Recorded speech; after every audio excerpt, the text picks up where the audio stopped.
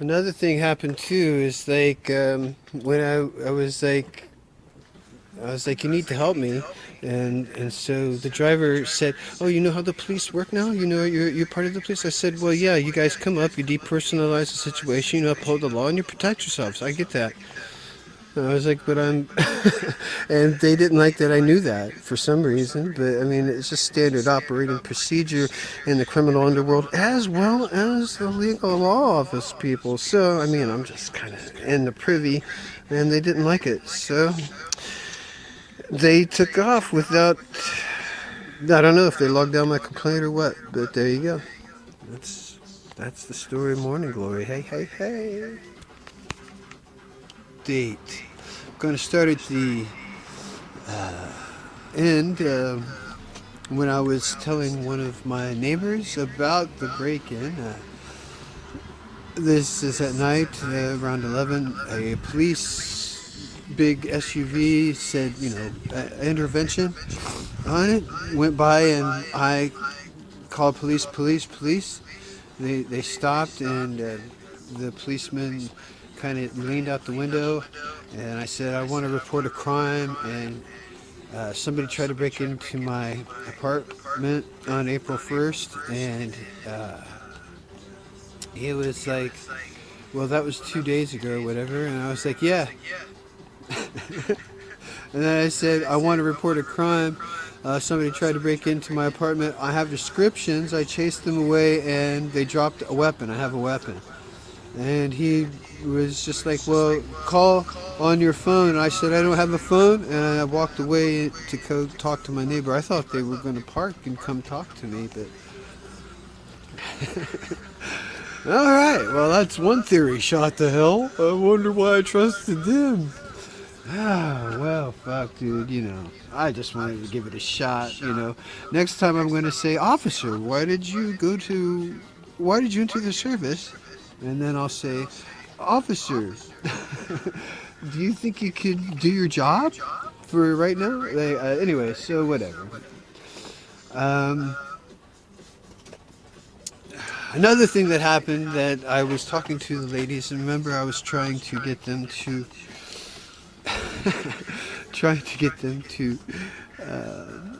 call the police, which was, maybe questionable, but like I just wanted to see what happened. Well,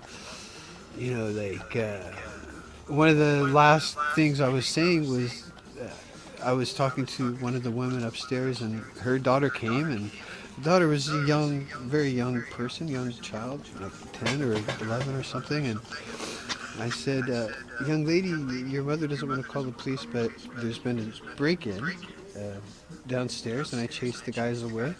And I was like, do you think you could tell your mom to ask your mom to call the police? And she goes, you want me to call the police and tell them some strange man is saying that he chased away 3 strange men downstairs and that he's trying to get me and my mom to call the police? And I went, well, yeah, whatever you have to say to get the police here. And then I just went down the stairs and I said, have a nice day, whatever. So, I mean, that happened the next day after I had called my landlord. And after I had...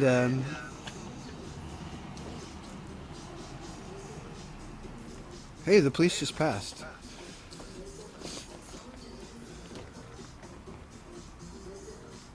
And they just kept going. So, that's pretty interesting. There's a clown standing out front of 935. Officer. So, anyway, what was I saying? Oh, yeah. Like,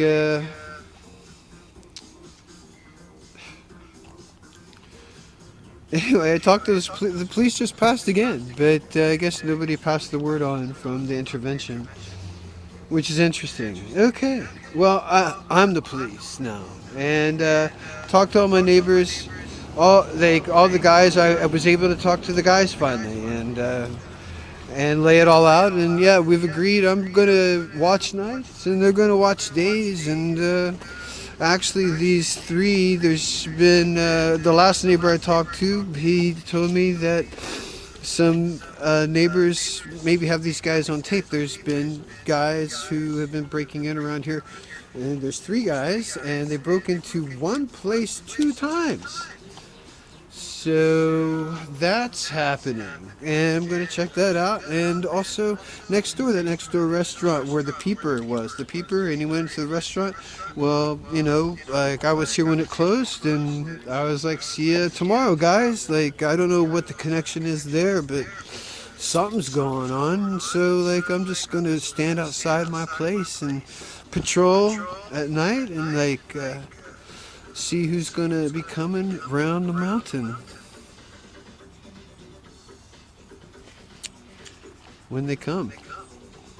And also, like, I profiled these guys. I figured out a whole bunch of stuff about them, and I spread the description.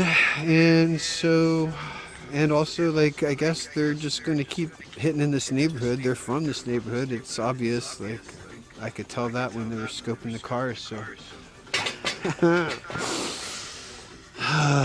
okay, and like patrolling Park X. All right. Habeas corpus. What?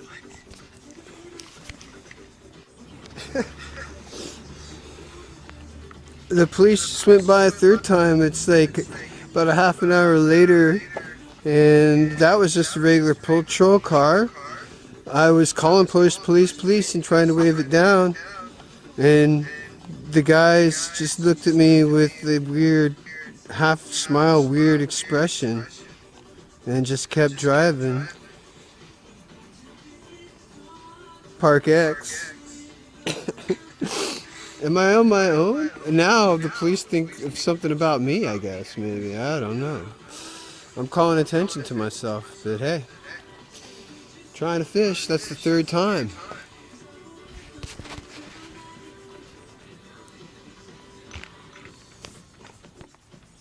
Well, I just had my day with 2 female officers. Came up, I was very excited, very loud, telling them my story.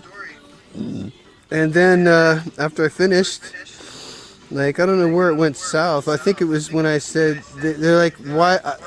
They were asking me about reporting the crime. I was telling them about reporting the crime, not going to the station. I said the crime happened here, not at the station. And I just kept saying that. They kept asking, why didn't I report it? I'm like, I don't have a phone. They're like, why didn't anybody else report it? I was like, they're all brown. They don't want to deal with the police around here, And that's when the driver kind of snapped to and was like, da-da-da. I was like, like, are you going to help me? I need help. I'm reporting a crime. They're like, what's your name? I was like, I'm making a complaint. They're like, I was like, what's your name? And then I was like, I don't care. And I was like, look, I'm reporting a crime, and I've got the weapon. I gave them descriptions, so there you go. There's the description. And there's what happened. So I'm done now, I guess.